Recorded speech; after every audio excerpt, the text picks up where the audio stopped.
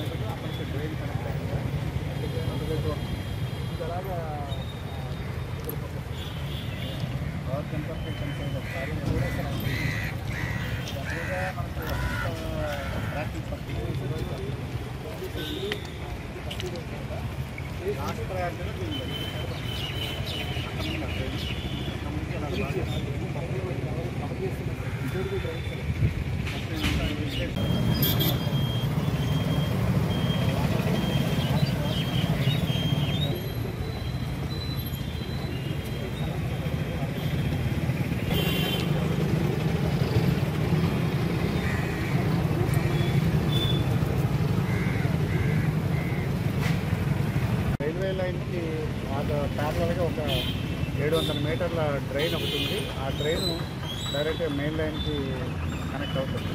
ఆ డ్రైన్ గత ఈ సీజన్ అంతా కూడా మొత్తం సీట్తో క్లోజ్ అయిపోయిందని చెప్పారు. ఒకసారి మిగతా ప్రయారిటీ అన్నీ కంప్లీట్ చేసి అక్కడ కూడా పంపించి మొత్తం ఆ 700 మీటర్స్ కూడా డ్రైన్ క్లియర్ చేసి అటుపక్క ఏవైతే హౌస్ హోల్డ్స్ ఉన్నాయో ఆ హౌస్ హోల్డ్స్ అన్నిటికీ కూడా వాటర్ ఫ్రీగా ఫ్లో అయ్యేటట్టు నేను ప్లాన్ చేస్తాను. దీనికి రైల్వే అధికారుల యొక్క సహకారం కూడా కావాలి. ఎందుకంటే ఇదే దారిలో టీఎంఎక్స్ కానీ మనకు పంపించాల్సి ఉంటుంది, చైన్ ఆఫ్ ద టీఎంఎక్స్. కాబట్టి ముందుగా రెవెన్యూ అధికారులు మన రైల్వే అధికారులతో సమన్వయం చేసుకుని ఏదైతే ఆ ట్రైన్ ఉందో ఆ ట్రైన్ క్లియర్ చేయడానికి కూడా చెప్పాం. ఈసారి మెయిన్ లైన్స్ అన్ని క్లియర్ అయిన తర్వాత నెక్స్ట్